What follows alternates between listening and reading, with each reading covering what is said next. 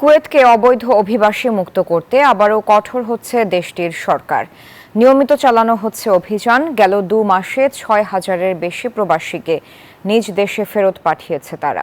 নিজেদের নিরাপত্তা ও দেশের সুনাম রক্ষায় কুয়েতের আইন মেনে চলার অনুরোধ জানিয়েছেন সংশ্লিষ্টরা। কুয়েত থেকে জাহাঙ্গীর খান পলাশের তথ্যচিত্রে ডেস্ক রিপোর্ট। কুয়েতে অবৈধ অভিবাসীরা শ্রম আইন সহ বিভিন্ন আইন ভাঙায় আটক করা হচ্ছে। দেশটির স্বরাষ্ট্র মন্ত্রণালয়ের তথ্য মতে মে ও জুন মাসে 6,000-এর বেশি অভিবাসীকে ফেরত পাঠানো হয়েছে।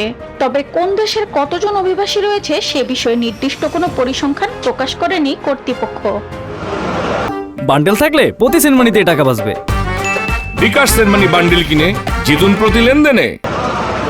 কুয়েত ত্যাগ করার শর্তে অবৈধ অভিবাসীদের গত বছর সাধারণ ক্ষমার সুযোগ দিয়েছিল কুয়েত সরকার, যার মেয়াদ শেষ হওয়ার পরই দেশটির স্বরাষ্ট্রমন্ত্রী শেখ ফাহাদ ইউসুফ সৌদ আল সাবাহ এই সিদ্ধান্ত নেন বলে জানা যায়।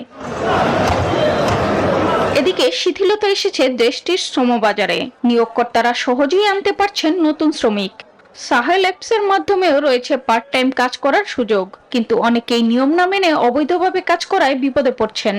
বিপদ থেকে বাঁচতে এবং দেশের সুনাম রক্ষায় কুয়েতের আইন মেনে কাজ করার আহ্বান জানান প্রবাসীরা। আমরা যে কোনো জায়গায় কাজ করলে কোম্পানির অনুমতি নিয়ে কাজ করলে আমাদের কোনো সমস্যা নেই। আমরা যদি বৈধভাবে কাজ করি তাহলে কুয়েত সরকার আমাদের কোনোভাবে হেনস্থা করবে না বা কোনো কিছু সুযোগ সুবিধা অনেক আছে। এখানে আমরা প্রবাসীরা যারা আছে অবশ্যই বৈধভাবে কাজ করার চেষ্টা করব।